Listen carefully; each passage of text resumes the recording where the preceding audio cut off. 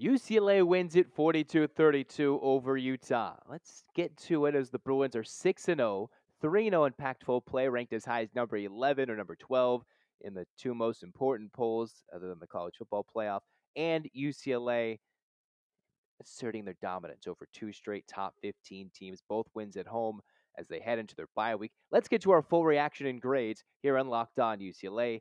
Let's hit that music, baby. You are Locked On UCLA, your daily podcast on the UCLA Bruins. Part of the Locked On Podcast Network, your team every day.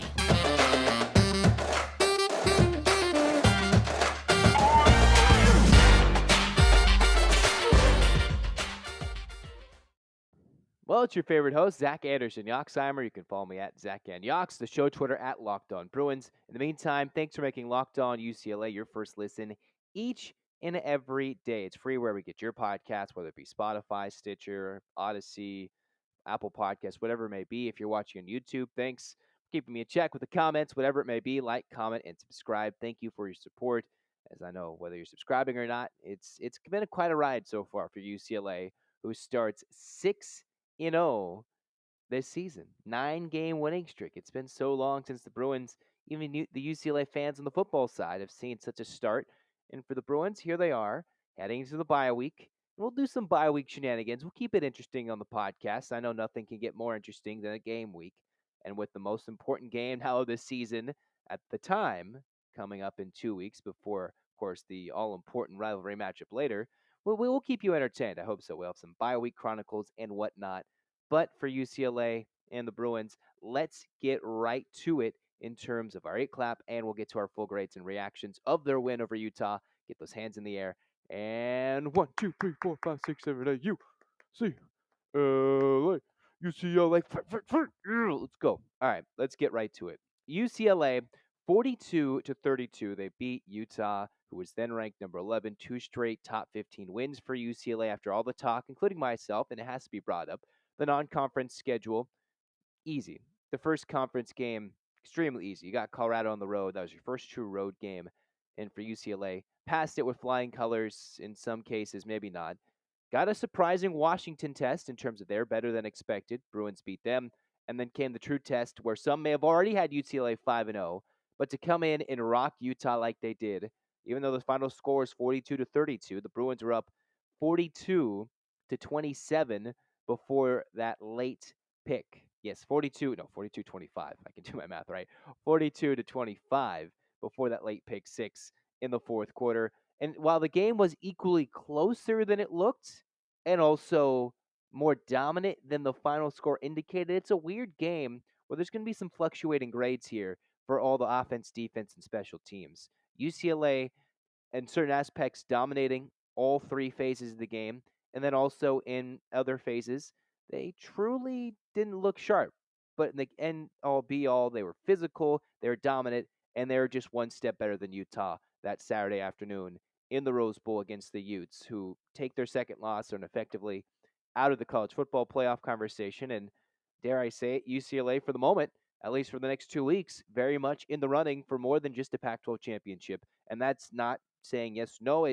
That's just what they've done so far. You're unbeaten so far in the season. The only teams ahead of UCLA in the poll are all undefeated teams, except for the coaches poll, in which Oregon is ahead of UCLA.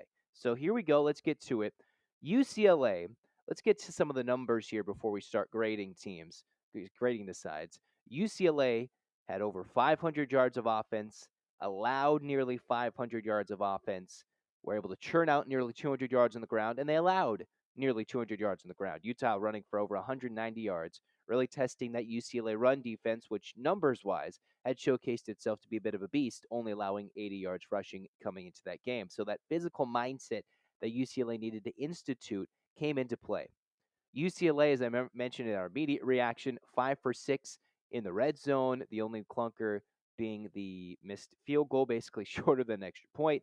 And then for UCLA, they allowed Utah to go down the field, bend but don't break, forcing multiple turnovers, and then watching the missed field goal, and then also watching the Utes go 3 or 4 in the red zone. So those are some key statistics. Cam Rising showcase he can go dual threat, kind of like DTR, even more so with his physical presence. DTR was flooding the ball all around with his 299 yards, 4 touchdowns through the air, 1 on the ground, and his lone interception coming on the final throw of the game to Clark Phillips III, who seems to be a crazy ball hawk for the Utes secondary. Another pick six for a second straight week for Utah's Clark Phillips III. But DTR, we have to shout him out, the now all-time career leader in passing touchdowns for UCLA, passing none other than Brett Hundley with his 76th touchdown pass of his career, coming on a 70-yard big play touchdown to Logan Loya to help begin the UCLA's process of icing away the game. And it couldn't be a better story, right, for DTR to find a way to get that record-breaking touchdown pass in a big game that he wanted with a big exclamation point on a big explosive play. It just seems like the nice way for him to get that passing touchdown record. So many records that he's slowly either creeping up on or about to break, just like he did with that passing touchdown record. We didn't shout it out in the immediate reaction, but I figured we should get a little more time to it right now. Defense forcing 2 turnovers, getting key stops, and that's what they needed to do. Now let's get right to it for our grades in terms of, all right, we'll go offense, defense, special teams, kind of circle it back, and then eventually we'll talk about what needs to be improved upon throughout the week or 2 weeks before we lead up to that Oregon Ducks matchup. So UCLA able to put up 40 points, 40 plus points again offensively.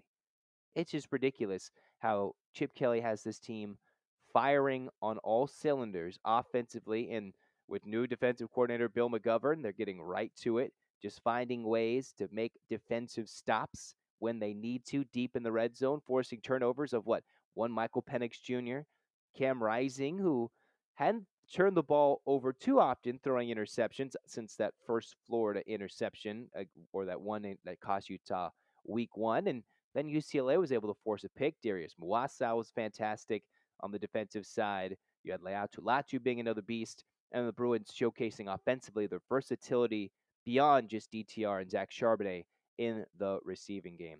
Meantime, while we are about to give our grades, let's tell you some words about SimpliSafe. The numbers don't lie. In the last decade, over 4 million people have chosen SimpliSafe Home Security to protect their home. You don't need to earn the trust of that many people without doing something right. At SimpliSafe, your safety is the only thing that matters. That's because they have cutting-edge security technology powered by 24/7 professional monitoring agents who always have your back. Here's why to love it. Those monitoring agents can detect and dispatch police when there's an emergency, even if you're not home or cannot be reached. They've got advanced sensors in every room and can detect fairly quickly, instantly detect fires, floods, or any other threats to your home. Just know that you can customize the perfect system for your home in just a few minutes at simplisafe.com/lockedoncollege. Save 20% on your SimpliSafe security system when you sign up for an interactive monitoring plan and get your first month free. Visit simplisafe.com/lockedoncollege to learn more. There's no safe like SimpliSafe. All right, let's go. I know I've been teasing grades. Let's get right to it. The fluff monster has hit me in the head. It's not just my hair, apparently, it's in my brain. If you want to see the beanie, here's the beanie if you're looking on YouTube. It's coming out for big events only. All right, UCLA's offense, DTR was able to go average 13 yards in the air with 13 yards per completion, 299 yards, 18 of 23, and he was 18 of 22 in the air before that late pick. 4 touchdowns passing, was able to hit 9 separate receivers, all for each receiver that he hit, the 9 separate receivers, all the way from Logan Loya, who technically led the Bruins in receiving yards with 1 reception touchdown for 70 yards that helped put the Bruins ahead to stay for good. I know there was never really any doubt in terms of lead changes, but for UCLA, late in that fourth quarter, kind of early fourth quarter, Logan Loya got that big touchdown on the 2nd and 19 play, a little dump off underneath. Loya just sprinted to the end zone, beating everybody to help put the Bruins put that game on ice, whatever it may be. You had the likes of even Michael Ezeki, who was technically second in receiving yards. He had a 49-yard catch to help set up that first passing touchdown. 9 different receivers Dorian Thompson-Robinson was able to hit through the air, and every single one of them had a catch of over 10 yards or more. And Kaz Allen was able to have 6 receptions, leading all Bruins in receptions, only 41 yards. But we'll talk more about Kaz Allen and his true impact beyond just his team leading 6 receptions against the Utes later on in this episode. You had Zach Charbonnet, career high, almost eclipsing 200 yards, 198 yards, about 9 yards per carry with 22 carries, and then having a touchdown on the ground. Not as much of a focal point like he was against Washington, also getting the ball receiving wise, but he was churning out so many yards on the ground. It was impressive for the UCLA offense, for where there was multiple times they had a second and long or very long setup, second and 16, I think a second and 12, and it would hand it off to Charbonnet, who just raced down the sideline, make some men miss, make some Utes miss, and get first down to put them into successful chances. And it helps when you're behind the chains, behind second and long, you hand it off to your beast back, and he goes and makes the offense have a much easier time of it with the offensive line winning battles, and just Zach Charbonnet just going so crazy, running through everybody, making men miss, the physicality. Again, Zach Charbonnet will almost always continue to impress, regardless of who the Bruins are playing, regardless of how his career finishes. A fantastic beast last season, and now especially coming into this season, featuring as the main back with no more Britton Brown. It's Charbonnet coming in, becoming a beast. Jake Bobo had a couple of few receptions, but 2 key touchdown receptions, one on a slant pattern, another one where he college toe tapped his way in, the one little toe tap at the back of the end zone making a nice catch. And for UCLA, just seeing the ability to continue to have the versatile offense. And one of the things I kind of mentioned in that crossover preview, even though apparently none of you guys liked it based on what I said, but kind of what I was meaning in the meat of it. Who were the people that were going to step up and make the play? Well, Kaz Allen made some plays in more than just the offensive side of things. You had Logan Loya, who made the big catch, 70-yard touchdown. It wasn't going to be Jake Bobo who's going to put up 150 yards for the second straight week or something close to that. It was UCLA showcasing just the versatility, just showcasing everything, how much depth they have in the receiver group. And while they're not going to go burn past you and throw it deep down the field, they find the openings down the field vertically. They find the sprinting Loyas coming through on a little in pattern, racing up for a touchdown. They have 9 different receivers, and I know Utah hit 9 different receivers defensively, but it was UCLA who was able to go through, pick apart the Utah defense. After their first 2 drives, didn't do much. UCLA started off the game 0 for 2 on third downs. They went 5 for 7 on their next 7 third downs. So they started 0 for 2. Then they went 5 for 7, which was a key on third downs. UCLA already this season, I think coming into the game, I think I heard broadcasts say they were over 53% coming in, and then they already go over 50% for the game with another spectacular third down efficient offense, which was already top 10 in the country, which is what's going to help when your offense, if they get behind or it's 3rd and 1. You have the short game to get it, you have the passing game to go along with it. The Bruins have showed they can get third downs and convert them despite a couple of punts early.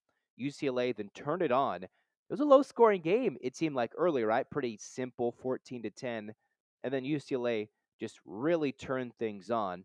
After their first 2 punts, UCLA scored on 6 of their next 7 drives, mostly ending in the end zone. And the only time they didn't was because it was right before half. They couldn't score, so they settled for a 21-yard field goal, which normally is almost always automatic.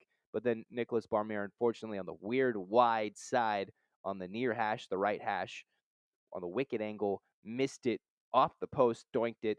And so the Bruins could have scored 7 of 7 drives, 7 in a row, dating from their second punt, their last punt of the game. They punted twice in the game, both coming on the first 2 offensive drives. And then UCLA really picked apart the Utah defense, showcasing, hey, they could not be stopped in that second half. UCLA, before their eventual pick 6 on the last drive, they had offensively before the kneel downs, 4 straight touchdowns in the second half. That's how they did it. They were just able to go from bad start slightly, build, and then boom, take it right to the Utes and showcase that physicality that even I had questioned. And while some say, oh, you're pointing to previous numbers, you were looking at old Utah teams, old UCLA teams, well, they needed to prove that the physical beast in the Pac 12 needed to be dealt with. And while it may be a down Utah team or just simply a much better UCLA team, whatever way you want to look at it, UCLA was able to convert, be successful, showcase different ways of being successful, despite a very sloppy 11 penalty performance. A lot of those offensive penalties, simple false starts, I think accounted 4 or 5 of them, for the Bruins offensively, and that's something that needs to be cleaned up. For the Bruins, we'll give them offensively, despite the late pick six, overall, there is some sloppiness when it comes to the simple false starts. Overall, the Bruins offense, you have to give them an A minus. Utah, if you go from the first quarter, you could say, all right, UCLA's offense wasn't going to be too successful. And then all of a sudden, they started moving the ball, moving the ball, moving the ball. And then Utah couldn't get a stop to save their lives until the Bruins, with a minute left in the game, go for it deep into Utah territory and throw pick six to make this game a 10-point game as opposed to what was a 17-point lead before Phillips III ran it back. Offensive grades, we're going to go with an A minus. With the penalties, I really wanted to grade them lower. I wanted to be much harsher, but the fact that Utah could not get a stop, and until UCLA in that fourth quarter got a couple of stops in a row, even setting up a late UCLA touchdown to put them up 17. It was really the offense that's the name of the team, right? The name of the game. Chip Kelly, that's what he does. They'll just wear you down. They go down and score and score and score. It's what he did at Oregon. And so far, that's what the Bruins have done in 2022. They continue to post 40-point games. For the fifth time in 6 games, UCLA has posted over 40. And again, over 32 or more in all 6 of their games. So in some cases, their worst game was still putting up 32 against South Alabama, where they had to fumble it a couple of times and drop it on the 1-yard line against the Jaguars back in week 2, week 3, whatever it may be, back whenever it is. It's already all meshing together, whatever it may be. So for UCLA, offensively, we give them an A minus. Room for growth, especially with the penalties. But when DTR is just whipping the ball all around the field, finding, all right, Jake Bobo's covered most of the time. Well, when he needs to, they got him the ball. They targeted him 3 times in the end zone, got 2 touchdown catches, and then they whipped it to Cam Brown, who got a touchdown catch, Logan Loya, everybody else, Titus Mokiel, Atibalala. It was just nice to see they could go all around. Keegan Jones, everything was just clicking for Chip Kelly's offensively. That's just how it was, and that's how it's been so far in 2022. And when it came to showcasing the physicality, when they had to kind of outscore Washington for a little bit there, they've done it so far before their next big test in 2 weeks against Oregon. In the meantime, let's talk to you about BetOnline before we get to our defensive grades. BetOnline is your number one source for football betting information this season. You can find all the latest player developments, team matchups, news, and podcasts, and in-depth articles with analysis of every game you can find. BetOnline remains your continued source for all your sports wagering information with live betting and up-to-the-minute scores for every sport out there, including Major League Baseball. The postseason's going on right now. MMA, there always seems to be a big card somewhere, somehow. Boxing, golf, whatever it may be, they've got the fastest and easiest way to check in on all your favorite games and events. Head to BetOnline right now or use your mobile device to learn more. BetOnline, where the game starts. This is where we're going to start things talking about the defense to wrap up this podcast and kind of finish things with special teams overall before we get into our bye week shenanigans. You'll see what I'm talking about. We'll have some fun bye week episodes, and we'll have regular episodes, maybe some bye week goofiness. You'll see. The bye week chronicles is what I'll call it, with some goofiness. Hope you enjoy it. If not, then we'll just wait till games come back. I know Bruins basketball started practicing. Whatever it may be, leave it in the comments. Put in what topics you would want me to cover over the bye week when there's no football going on other than maybe a practice information or two. What's something you'd want me to cover, or some topic, whether it be back in the past, a Throwback Thursday segment I should key on this Thursday, or just something you want me to go over this week. Hit me in the comments, hit us on the Twitter, whatever it may be. Just tell us if there's something specific you'd like me to put a show on.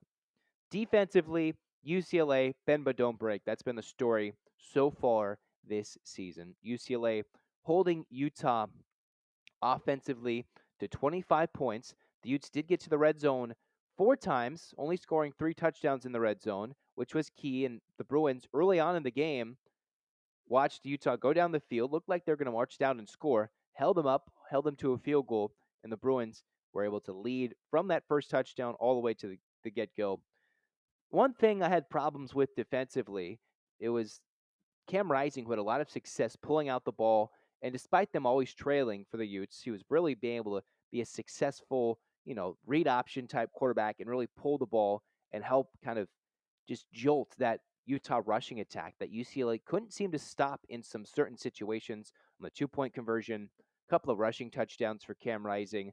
The Bruins with one of their worst rushing defensive outputs in terms of yards so far, even though the Bruins, despite outrushing Utah over 200 from 202 yards, I think, to 192, something around that marker. It was Utah who had about 4 yards per carry, 4.5 yards per pop. The Bruins, though, on their 11 penalties, I think 4 or 5 of them on the defense from what I counted, 3 of them very crucial mistakes. You had 3 of them all on third or fourth down, allowing Utah to extend drives. There was one where Rising ran for a first down, but then they still called the defensive holding on the defense. There's a pass interference deep down the field on third and long, in which Utah extended a drive and then ended in the end zone. And then there's another drive late in the game where Utah had it 4th and 2. They're going for it, and UCLA jumps off sides, a silly mistake, and that allows Utah to extend the drive and continue down and score. Those are 3 sloppy penalties, as we're going to start with the bad news first. They allowed the yards. Utah was able to run on them. Cam Rising was able to go RPO a lot, find some openings, but still, UCLA's their defense, was able to do some good things. But I had to point out the sloppiness, which is why you might see a bit of a worse grade than they probably earned. For one, getting a couple sacks. You saw Darius Mawasa, who has to be called out defensively for a spectacular effort. A big interception early to stop an early Utah drive when they're driving for what could have been their early lead and completely changed the game. Mawasa picks him off just outside. They were outside of the, at that time of the red zone, but he picks it off around the 15, the 12-yard line. Funny enough, another interception for the Bruins, and they call a penalty on the defense on the return. That's like the 4th time that's happened this year. UCLA's forced a turnover, tried to return it, and the defense, for some reason, has to work on the return game because they've been just outstanding in forcing teams to turn over the ball, but just not outstanding on the return of the defense. But Wasau, fantastic. Then it was that 4th down for Utah on their own side of the field where Rising was going for it on 4th and short, ran up the middle. Weird snap. He runs. Wasau pops him, gets lower. The ball just shoots out, and Jalen Davies, just a yard short of a fumble return for a touchdown, gets the Bruins up to the 1-yard line, which sets up an easy Zach Charbonnet punch in for a score to make it 42-25 in what was pretty much the game. So it's nice to see Mwasau be very important. The defense were able to get to the likes of Cam Rising, a couple of tackles for loss. There's times when Utah would try to run the ball on 3rd and short, and despite what I'm saying, the lack of physicality, and they were able to run the ball, there were times where UCLA still was able to say, no, you're not running the ball on us right now at will like the Utes have in previous years. It was nice to see the physical front get there. And despite some yards being allowed, the bend but don't break philosophy, UCLA was able to keep the Utes out of the end zone. Simple. It's simple math. It is what it is. They did force a couple of punts, but in that beginning of the second half, UCLA and Utah traded 5 straight possessions with scores, and you can argue there's quite a bit more that all led to touchdowns. But for the Bruins, they did their job. Again, they slowed down Michael Penix Jr. They fought their hardest against a very scrappy South Alabama team to hold on, but even then they only allowed 31. And then in the second half of what seemed to be a track meet for a little bit there, the Bruins got 2 key stops and ended up finding themselves with what turned out to be a more dominant victory than maybe it might have looked like in the beginning of that 4th quarter when it went from 3 points to 10 points to 3 points, and then the Bruins got some key stops and Utah couldn't find a way back in it because most importantly, their defense couldn't get a single stop in the second half beyond that late 4th down interception. UCLA defensively helps continuing to win the turnover margin, get the points off turnovers, which are key, getting into the end zone twice, 14 points, and they were able to keep Rising just off key a little bit here and there, and they did just enough with the pressure, the physicality, doing everything. I'm going to give their grade a B. You give up 25 points, all right, that's solid, but still, there were some key mistakes defensively that could have been adjusted for in terms of, all right, you'll go with this. You can go with the 3 penalties on 3rd down or 1 on 4th down that led to Utah first downs and extended drives. And, very well could have led to a much different game if they're being very sloppy. Overall, the team was sloppy with their 11 penalties. They've got to clean that up. In the meantime, the defense, I'm going to give them a grade of a B because, they did what they had to do. They only gave up the 25 points, and when they had to step up, they did. Could be better. It's maybe a bit of a favorable grade to some, but it is a B defensively. Let me know what your grades are for the offense and the defense. Defense gets a B. They did their job. And then special teams, well, this is going to be interesting. Anytime you miss a field goal under 30 yards, although in college football, nothing is guaranteed, and we've seen Barmira already make a game winning field goal against South Alabama, but it shows you how close they're losing to the Jaguars because Barmira, with the ball on the right hash, very close, one of the toughest angles to kick when you're about 5 yards away from the end zone, and you have to kick it from the right hash and kick it in with a very sharp angle with the much wider hash marks in college football. He missed it, hitting up left upright from 21 yards out. Automatically, if you miss a field goal from that short, your grade's going to be a C. It is what it is. Even though Kaz Allen was able to be spectacular with his return game to give the special teams a B minus. Because Kaz Allen really came out on the special teams, he had 100 return yards total, averaged about 33, 38 yards per return. Forgot the average there. He was able to kind of help the special teams jolt up. Barmir had to punt twice, and then UCLA never brought him out again except to kick the PATs and the field goals. Overall, special teams gets a B minus simply because a sharp missed field goal. There will be a game this year where I think Barmira will be asked, and maybe not, I think more that it will come down to a Barmira last second kick again. He already answered the bell once, right down the middle on the kick from maybe like 20 yards out for a win.